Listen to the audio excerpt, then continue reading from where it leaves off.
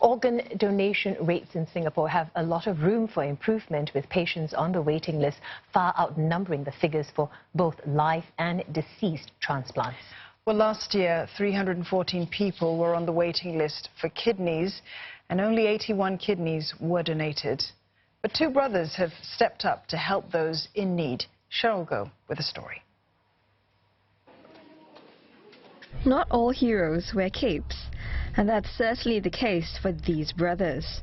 34-year-old Lin Di Lun and 35-year-old Lin Han Wei have donated their organs to complete strangers.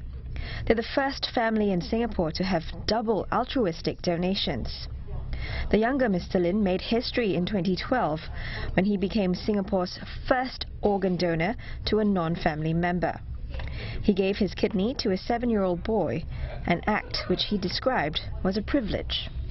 When I thought about it, I said, if I can help make a difference to this child, I think, and there's no long-term damage to me, then, yeah, I think it was quite easy for me to make that decision to donate the kidney to him. In a very beautiful way, I've gained another family out of this. The family has been so warm towards me. Special occasions, I'm invited to their place. Older brother Han Wei was inspired by Di Lun's altruistic act. In May this year, he gave part of his liver to a 59-year-old man who needed a transplant urgently.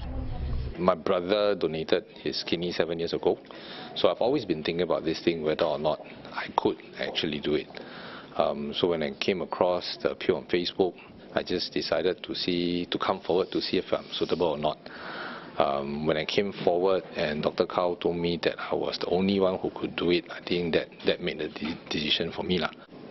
In the past 10 years, the National University Hospital has had 20 altruistic donors offer part of their liver to patients who are completely unrelated to them.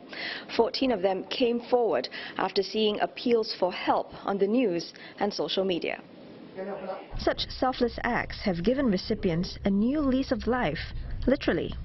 Out of 10 patients who receive liver transplantation in our center, 8 of them will still be alive at 20 years. For all live donors that completed the organ donation, it's our duty to make sure that they are well for the many years to come. So we see all our donors every year in our transplant center, and then they'll go through the checks.